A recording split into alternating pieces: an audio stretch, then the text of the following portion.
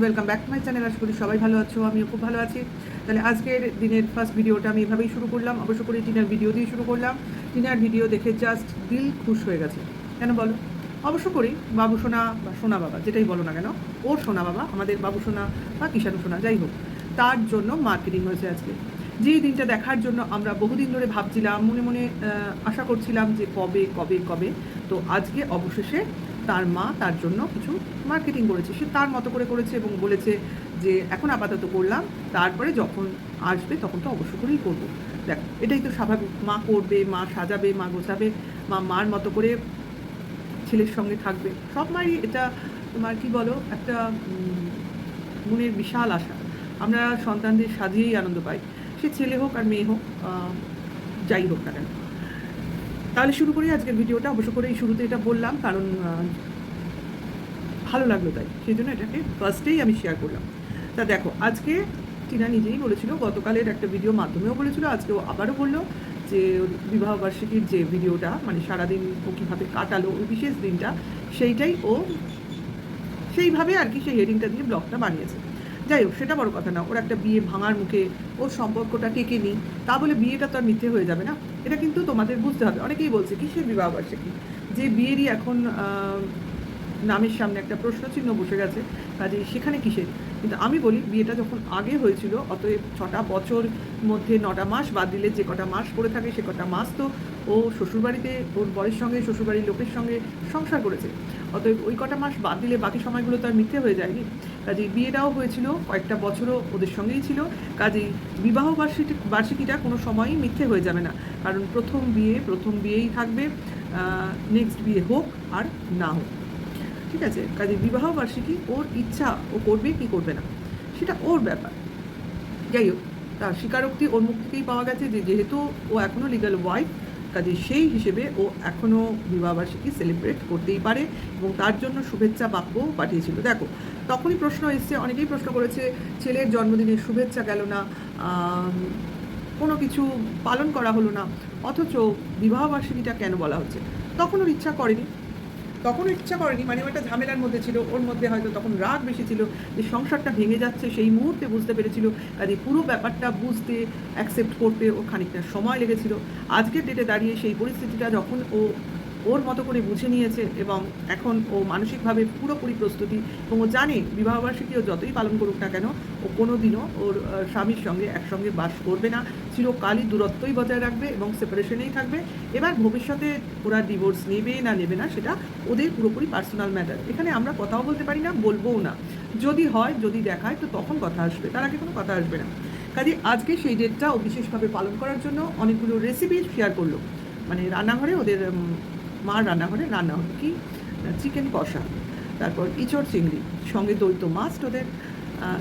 এগুলো হচ্ছে ওর স্পেশাল আর কি জিনিস। অবশ্য করেই কিছু বলেছিল যেটা রান্নাটা ও দেখায়নি, সেটা হলো কিমা, চিকেন কিমা নিয়ে এসছে, যেটা কিনা খুব করে কোচাতে হবে, যেটা কুচিয়েই আনতে হয়, কিন্তু সেটা কুচিয়ে দেয়নি সম্ভবত। আমার তখন মনে হলো টিনাই ভালো করে ওই চিকেন কিমাটাকে কোচাতে পারবে, এত ভালো করে কোচাতে পারবে, সেই কিমার মধ্যে কিমাকে দেখে কখনোই মনে হবে না যে ওটা কোনো কালেও চিকেন ছিল, ওটাকে দেখে যেন একটা মাংসের দলাই মনে হবে, এমনভাবে কোচাবে।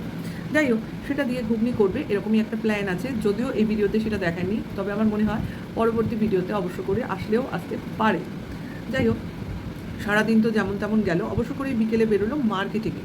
আচ্ছা, তার আগে ওদের বাঁশঝাড় কাটাই হয়েছে, আমরা দেখেছি সোনাই কাকাদের বাঁশঝাড়, যার জন্য ওদের বাড়িতে খুব রোদের উপদ্রব বেড়েছে। দেখো, জলা জঙ্গল বা পাশে যদি কোনো বাগান থাকে, মানে আম বাগান, গ্রামের ক্ষেত্রে সম্ভব এগুলো, তাহলে কি হয়, সেইখানে ঠান্ডা ছায়া এত বেশি পরিমাণ থাকে, এত রোদ এসে পড়ে না, এত গরম অনুভব হয় না। কিন্তু যখনই এইসব কেটে সাফ করে দেওয়া হবে, তখনই রোদ আর কোনো বাধা মানবে না, ডাইরেক্ট এসে পড়বে। স্বভাবতই আগে যে গরমটা ছিল তার থেকে বেশি গরম লাগবে।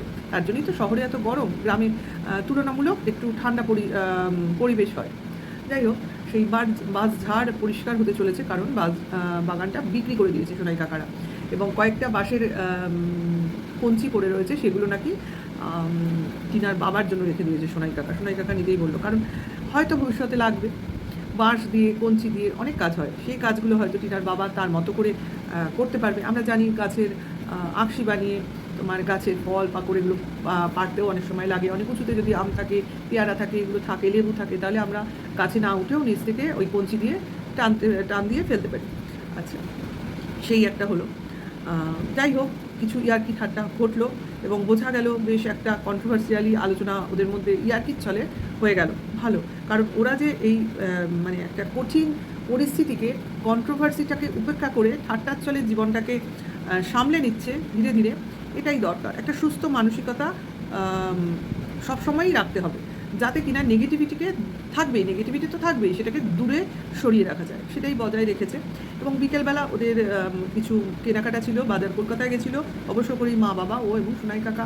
সেখানে অনেক রকম মার্কেটিং করলো, কিছু মার্কেটিং কিছু লোকের জন্য, আর কিছু মার্কেটিং কিছু লোকের জন্য করেনি। সেটা হলো তোর মা ঠাকুমার জন্য, যেহেতু ওদের পয়লা বৈশাখের কেনাকাটি আগে হয়ে গেছিলো, সেই জন্য এখন শুধুমাত্র ওর বাবা, সোনাই কাকা, দাদা, তারপরে ওর ছেলে আর নিজের জন্য, আর মা, বৌদি আর ঠাকুমার কেনাকাটি আগে হয়ে গেছিলো বলে। যাই হোক, ও কেনাকাটি করছে, ওর মতো করে গোছাচ্ছে এবং ওয়েট করছে কখন ওর সোনা বাবা ওর কোলে গিয়ে উঠবে। কাজে বর ছাড়া বিবাহবার্ষিকীটা বেশ সুন্দরই কাটিয়েছে বলতেই হয়, কারণ ছেলের অনুভূতিটা ওর কাছে ক্রমশই আরও নিকট থেকে নিকটতর হয়ে উঠছে। যাই হোক, এই ওর ব্লগিংয়ের সঙ্গে আমি কন্টিনিউ করছি আরেকজন লোকের কথা। যখন থেকে টিনা বলেছে যে ছেলে আর আসতেই চলেছে, আর বেশি দিন নেই, তখন থেকেই এই দালাল পিসিটার খুব আর কি গায়ে গাত্রদাহ বেড়ে গেছে। তার জন্যই বারবার বলছে, হ্যাঁ এই তো চলেই গেল, খচ্চরের পিঠে চড়ে তার ছেলে তার কাছে এই তো পৌঁছচ্ছে। কত বড় সাহস না, একটা বাচ্চাকে নিয়েও তার কন্ট্রোভার্সি করছে এবং সেটাকেও কোনো কত নোংরা চলে বলছে খচ্চরের পিঠে চড়ে। যাই হোক, এরাই পারে এরকমভাবে কন্ট্রোভার্সি করতে, যার মধ্যে কোনো ভদ্রতার লেশমাত্র নেই।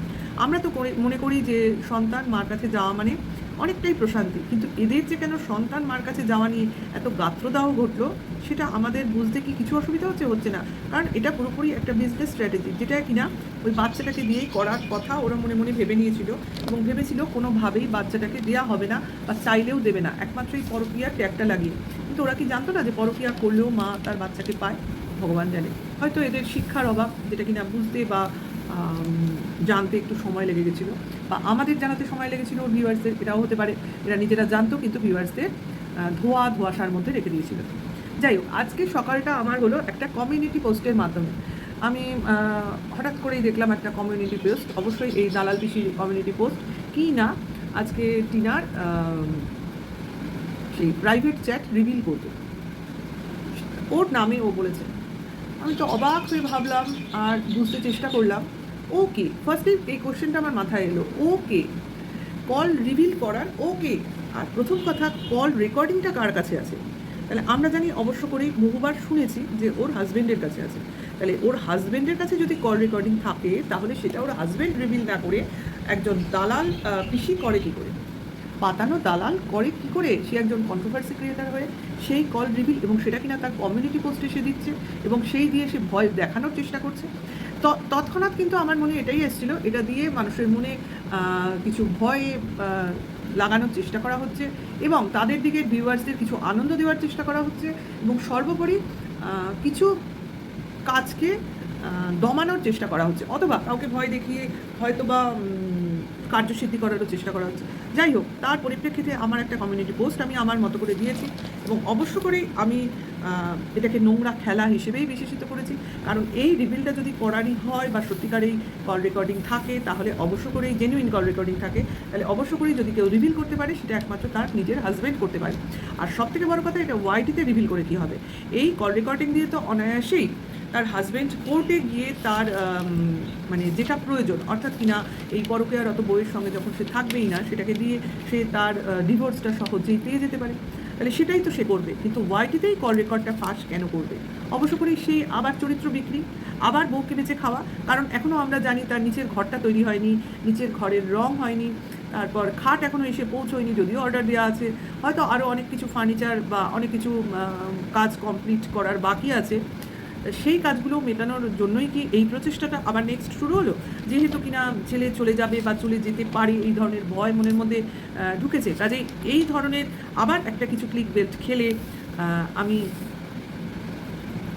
একটা কিছু অ্যাচিভ করব।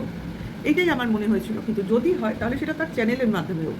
আমরা দেখতে চাই, অবশ্যই দেখতে চাই, কিন্তু যার কল রিভিল হচ্ছে সেই ওয়াইফের হাজব্যান্ডের নিজের চ্যানেল থেকে হোক, আদার্স কারোর চ্যানেল থেকে আমরা কিছু শুনতে চাই না। কেন কেন শুনতে চাই না? কারণ এরকম বহু কল রেকর্ডিং আমরা শুনেছি যার সত্যতা সম্বন্ধে আমাদের 1%ও কোনো বিশ্বাস জন্মায়নি।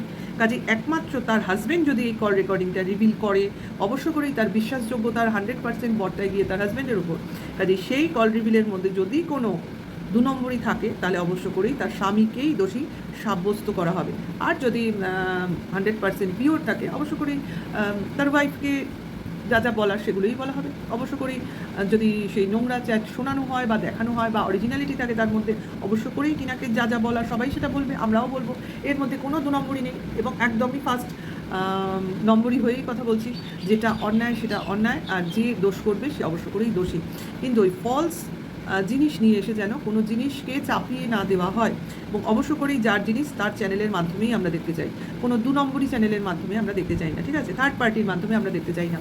আর আমরা দেখতে চাওয়ারও কেউ নই, কারণ আমরা দেখতে চাইও নি। যে দেখাতে চেয়েছে তার উদ্দেশ্যেই কথাগুলো বলা, অবশ্য করেই তার হাজব্যান্ডের উদ্দেশ্যও বলা, তাকেও আমি ট্যাগ করেছি, কারণ তারও এই ব্যাপারটা জানা বা বোঝা উচিত যে কিছু হলে সব দায়টা কিন্তু তার উপরে গিয়েই পড়বে। কারণ পুরো প্রসিডিওরটা, পুরো অ্যাক্টিভিটিসগুলো অবশ্য করেই সব রাইট ডাউন করা হচ্ছে ওনার কথাতেই, ওনার ভিডিওতেই। ওনার সেই দাড়িওয়ালা দাদা বলে গেছিলো না, সমস্ত জিনিস রাইট ডাউন হচ্ছে, সমস্ত ভিডিও লিপিবদ্ধ হচ্ছে, সমস্ত ভিডিও রেকর্ডিং করে রাখা হচ্ছে। এই জিনিসটা ওনারা একা করছেন না, সবাই করছে, সমস্ত পক্ষে করা হচ্ছে। কাজে বুঝতে পারছেন, অ্যাটাকটা কোনো একটা দিক থেকে আসবে না, সমস্ত দিক থেকে আসবে, ঠিক আছে? কাজে এই ব্যাপারটা নিয়ে আমার এইটুকুই বলা ছিল। আর একটা জিনিস আমার কমেন্টস বক্সে এসে কিছু ভিউয়ার্স বলল যে সঞ্জয়ের উপর বেশ আকাশবাণী এসে বসাচ্ছে এবং তাকে খুব ধমকি চমকি দিচ্ছে, তাকে আইনের ভয় দেখানো হচ্ছে। তাদের উদ্দেশ্যে আমার একটাই কথা যে যখন এই ধমকি চমকি আর ভয় দেখানো হয়, তখনই জানবেন যারা দেখাচ্ছে তারা নিজেরাই ভীত। কারণ যে পজিশানে এরা নিজেকে ভাবছে, সেই পজিশানে থেকে অবশ্য করেই ধমকি দেওয়ার মতো অবস্থা থাকে না। সেই রকম পজিশানের লোককে যদি আপনি কিছু বলেন না, তারা কিন্তু কথা শুনবে না, তারা কিন্তু তাদের একটা করে দেখাবে। কাজে এইটা যখন তারা না করে শুধুমাত্র এরকম কল রেকর্ডিং বা আকাশবাণী নামক যে কথাটা বলা হচ্ছে সেই রকম ফোন বিভিন্ন চ্যানেলের মধ্য থেকে দর্শকের উদ্দেশ্যে ছড়িয়ে দেয়, তখনই জানবেন এর ব্যাপারটার মধ্যে পুরোটাই গণ্ডগোল আছে। কারণ যদি কিছু করার থাকে তো করুক না, যে করবে বা যার সঙ্গে করবে তারা বুঝে নেবে। কাজে অন্যান্য চ্যানেলের মাধ্যমে কেন কথাগুলো ছড়ানো হচ্ছে? সে কিন্তু নিজের চ্যানেলের মাধ্যমে কিন্তু কোনো কিছু করে না, করে আদার্স চ্যানেলের ভিডিওর মাধ্যমে বা লাইভে উঠে। আর নিজের ইমেজটা সবসময় ক্লিয়ার লাগে, তাই না? এই যে কল রেকর্ডিংগুলোও আসে, কোনো স্টিল ফটো রেখে তারপর কল রেকর্ডিংগুলো আসে, তাতেও কিছু অসুবিধা হবে না। কারণ উনি লাইভে উঠে যেসব ভাষায় বক্তব্য রাখেন, তাতে ওনার ইমেজটা মোটামুটি পরিষ্কার হয়ে গেছে। কারণ অনেকক্ষণ থাকলে কি হয় জানেন তো, নিজের যে একটা নকল মুখোশ, ওটা অনেকক্ষণ থাকে না, কারণ খুব গরম পড়েছে না। বেশি মুখ মোছামুছি করতে করতে মুখের মেকআপগুলো দেখবেন আস্তে আস্তে সরে যায়। সেরকম কখন যেন মুখোশটা পড়ে গেছিলো, উনি খেয়ালও করেননি। তাই একজন মাকে, যে বাচ্চার জন্য ইগারলি ওয়েট করে রয়েছে, তাকে নষ্টা মেরেছিলে বলে উনি সম্বোধন করতে পারেন। তাহলে এটাই একজন মানবাধিকার কমিশনের কর্মী, যেটা উনি দাবি করেন, তার মতো ব্যক্তির কাছ থেকে আমরা শুনলাম। এটা কিন্তু খুব ভালো করে আমাদের মনে রাখতে হবে। কারণ তার অসাধারণ কতগুলো অ্যাক্টিভিটিসের মধ্যে পড়ে গালাগালি। ফার্স্ট অফ অল উনি গালাগালিটা বেশ ভালোই জানেন, ওনার মৌখিক কথাবার্তা থেকে আমরা বুঝতে পেরেছি। তারপর ধমকি চমকি, সেগুলো তো অহরহ প্রতিটা চ্যানেলের লাইভে উঠে উনি করে থাকেন। আর সবাইকে শাসানোর জন্য উনি 1 নম্বর পজিশন পাবেন আমার যা মনে হয়। আর সবাইকে ফোর্সফুলি উনি সব কাজ করাতে চান গায়ের জোরে, এটাও কিন্তু ওনার একটা বিশেষ একটা গুণ। আর হচ্ছে উনি যেটা খুব ভালোভাবে বোঝাতে চান লোককে, যে এই বিভিন্ন লাইভে উঠে উনি অনেক কর্মী সংগ্রহ করতে চাইছেন ওনার সংগঠনের জন্য, যাতে কিনা উনি বিভিন্ন অ্যাক্টিভিটিস করতে পারেন। এখন আপাতত উনি চাইছেন ওয়াইটিতে কর্মী সংগ্রহ করতে চাইছেন, কেন? ওয়াইটির ডাস্টবিন পরিষ্কার করতে চাইছেন। সেটা নিয়ে আমি আগে অনেক বলেছি, কাজে এটাই এখন ওনার উদ্দেশ্য, যে ওয়াইটিটাকে পরিষ্কার করা। আচ্ছা, এই পরিষ্কার করতে করতে আমার মনে হয় উনিও পরিষ্কারের শেষে নিজেও বেরিয়ে যাবেন, কারণ ওয়াইটির নোংরার একটা অংশ হিসেবে উনিও জড়িয়ে পড়েছেন। কাজেই পরিষ্কারের শেষে হয়তো ওনাকেও আমরা ভ্যানিশ পরিস্থিতিতেই দেখতে পাবো। যাই হোক, এবার হচ্ছে তা সঞ্জয়ের মতো করে বুঝে নেবে, বা যার এগেনস্টে উনি কিছু করবেন সে তার মতো করে বুঝে নেবে, অবশ্যই বুঝে নেবে, কারণ ফেস টু ফেস আলোচনা, ফেস টু ফেস অ্যাক্টিভিটি এই সমস্ত কিছুই হবে। তবে ওনার যেটা ম্যাক্সিমাম জিনিসই হয় আমি দেখেছি আইনের মারফত হয় না, উনি একটু out of court, out of police station এই ধরনের সেটেলমেন্ট করতে চান।